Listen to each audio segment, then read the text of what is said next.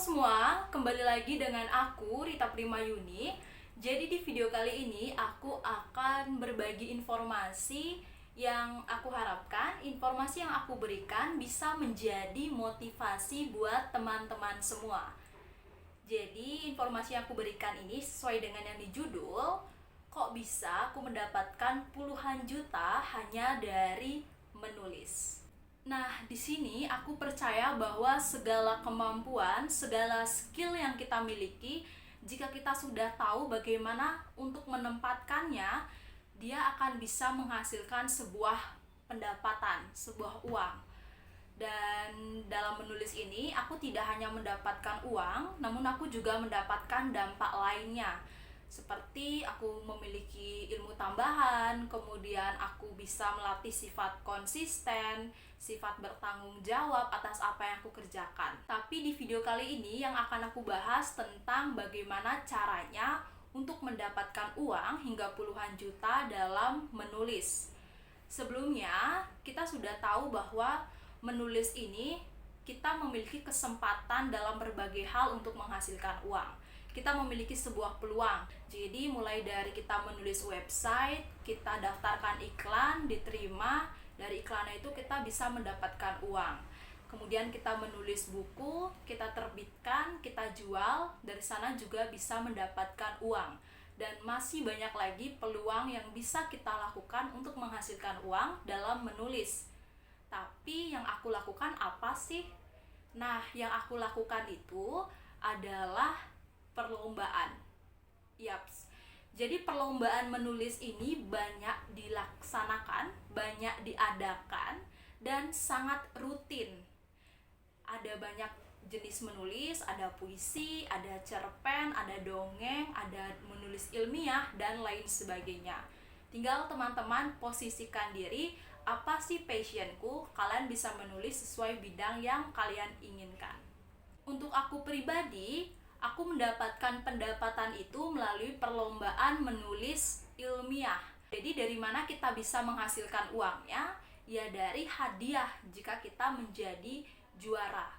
Jadi aku selalu menargetkan kalau setiap bulan aku harus mengikuti perlombaan lebih dari satu. Jadi nggak mengikuti satu perlombaan aja. Misalnya aku dalam satu bulan mengikuti 5 perlombaan, yang dimana aku targetkan dari 5 perlombaan ini ada yang menjadi juara.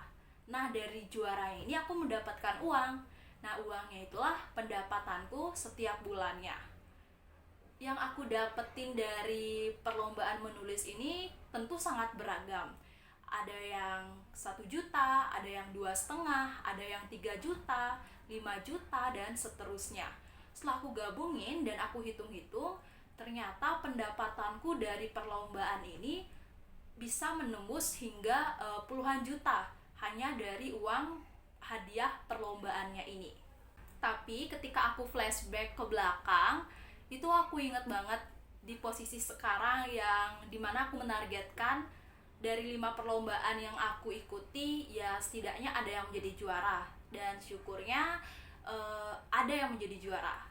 Tapi jika aku ingat ke belakang lagi, banyak banget nih proses yang aku harus lalui sampai aku udah tahu polanya gimana sih caranya supaya bisa menjadi juara. Karena awalnya aku menulis esai dan sama sekali nggak ada yang lolos karyanya. Jadi karyanya nggak ada yang lolos, jadi kita nggak bisa maju ke tahap presentasi. Hingga akhirnya aku sering banget terima email dari panitia bahwa panitia mengirimkan sertifikat peserta. Dan di sana aku kayak, kapan ya aku ini bisa sertifikat pesertanya ini aku bisa ubah jadi sertifikat juara gitu. Hingga akhirnya aku terus semangat untuk menulis, belajar menulis. Aku melihat bagaimana sih pola-pola menulis esai, bagaimana sih biar karya esainya ini bisa lulus dulu ke tahap presentasi. Hingga akhirnya aku berhasil karyaku lolos di tahap presentasi. Aku presentasi dan ternyata aku gagal. Jadi aku gagal di presentasinya itu.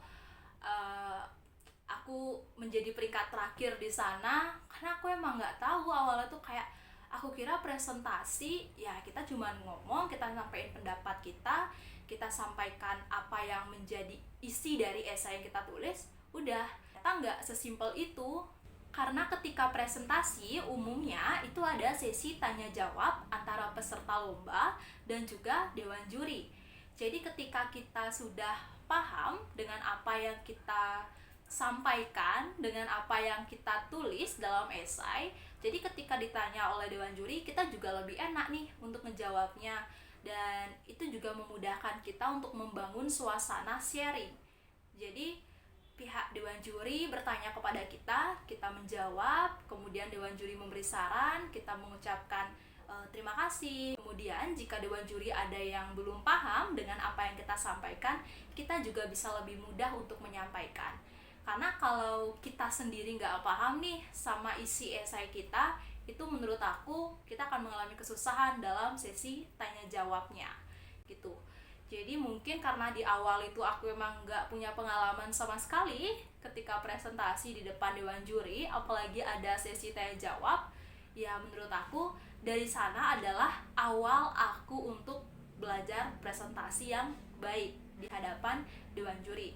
Dan di sana juga aku sangat hati-hati sekali dalam diri, apa aku udah paham nih sama materinya. Jadi nanti kalau juri bertanya dan kita menjelaskan itu lebih enak. Karena kalau kita sendiri nggak paham sama apa yang kita tulis, itu akan mengalami kesulitan ketika kita menjelaskan kepada dewan jurinya langsung gitu. Jadi aku akan membuat video lagi terkait dengan pola-pola dalam penulisan esai, kemudian presentasi, kemudian kita melihat kemungkinan jurinya ini berlatar belakang apa sih, dan lain sebagainya, hingga pemilihan ketika kita menemukan tema ini, enaknya buatin apa ya? Program kah?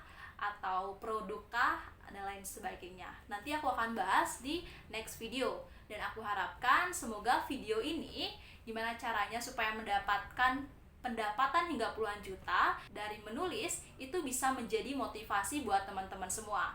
Dan aku garis bawahi bahwa teman-teman yang memang tidak memiliki passion dalam menulis, nggak masalah. Kalian bisa mengikuti passion kalian, asalkan passion itu sudah kalian tepatkan dengan baik. Di sana aku yakin bahwa semua skill, semua kemampuan itu bisa kita jadikan pendapatan gitu. Jadi sekian video dari aku. Buat teman-teman yang belum subscribe, bisa di-subscribe dulu supaya nggak ketinggalan sama video menarik dan video yang akan memberikan kalian informasi lainnya. Terima kasih.